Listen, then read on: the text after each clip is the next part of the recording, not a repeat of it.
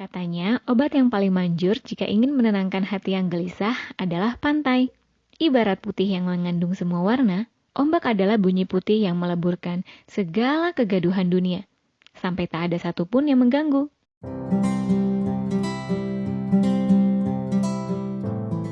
Hai semua, apa kabar? Aku harap kalian dalam kondisi yang sehat-sehat ya, agar bisa menjalani hari dengan lancar.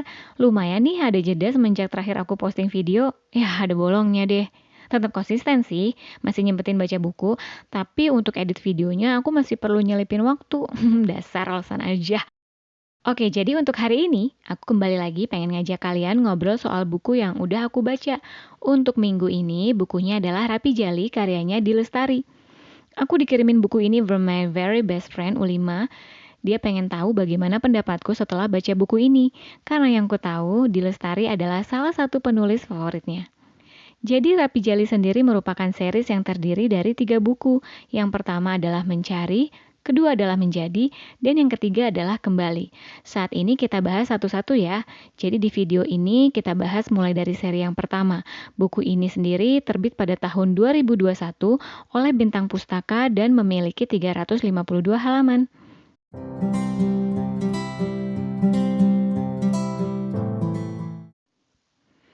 Oke, jadi sinopsisnya seperti apa sih? Jadi, buku ini tuh bercerita tentang remaja perempuan berusia 17 tahun bernama Pink yang merasa hidupnya sudah sangat damai hidup di pantai Batu Karas. Pink tinggal bersama seorang kakeknya bernama Yuda Alexander yang merupakan seorang pemusik band bernama The Breho. Bakat musiknya yang istimewa, tak lain dan tak bukan karena Pink sering ikut konser bersama band kakeknya tersebut. Namun, hidup Pink yang damai di desa Cijulang mendadak jungkir balik ketika sang kakek, tempat ia bersandar dari kecil, meninggal dunia. Pink harus pindah ke Jakarta dan tinggal bersama keluarga calon gubernur. Di sana, Pink harus menghadapi sekolah baru, kawan-kawan baru, dan tentunya tantangan baru.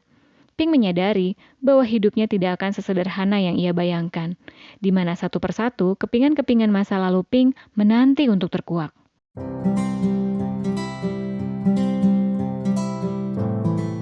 Sebelum aku lanjut ke book discussion, aku mau disclaimer dikit nih. Jadi kalau kalian gak mau kena spoiler, mungkin kalian bisa berhenti di video ini sekarang dan kembali lagi setelah kalian selesai baca bukunya.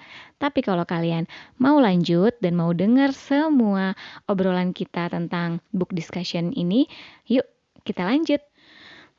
Kalau ngomongin experience aku ketika baca buku ini itu aku kayak ngerasa dibawa kembali ke masa sekolah. Kayak tantangan-tantangan ketika bagaimana berbaur, memilih teman yang sefrekuensi, duduk di kantin sama teman-teman, atau bahkan lagi pas ngomongin guru. That was fun ya kan masa-masa SMA itu. Dan yang buat aku bertahan sama buku ini tuh adalah gaya penulisan Di Lestari yang kayak air. Mengalir dengan tenangnya, serasa masuk aja gitu bahasanya ke telinga aku. Tulisan dalam Rapi Jali ini sendiri menggunakan sudut pandang orang di luar cerita ya.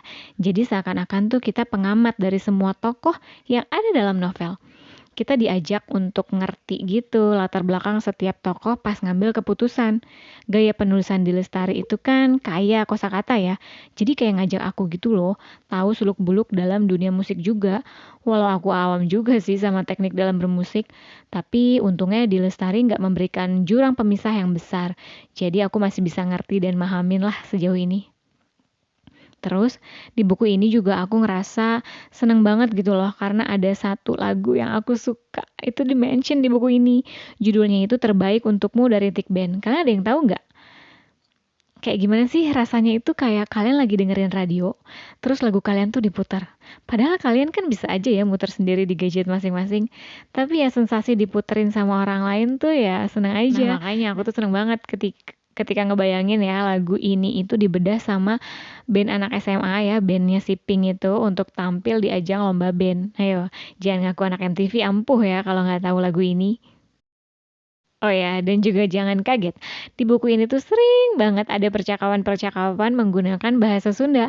Walau aku nggak jago-jago amat bahasa Sunda, tapi ya aku ngerasa relate aja sama buku ini, bisa kebayang hawa-hawa orang Sunda ngomong. Jadi, kalau bisa dibilang buku ini memang punya caranya tersendiri untuk memikat pembacanya. Tapi yang aku rasa sih soul di buku pertama ini masih terasa hampa. Aku nggak tahu apakah karena di Lestari menaruh klimaksnya ada di buku kedua. Karena aku tidak merasakan ada fase atau konflik apapun yang terbangun di buku pertama. Jadi kalau dibilang setelah baca buku ini ya lebih ke entertaining aja sih, bring back my memories. And again, sepertinya aku harus segera menyelesaikan buku kedua Rapi Jali deh kayaknya, biar aku tahu maksud di Lestari dalam cerita rangkaian Rapi Jali itu apa. Nah, sampai di sini dulu aja ya video kali ini. Semoga menginspirasi kalian dan sampai jumpa di video selanjutnya. Bye!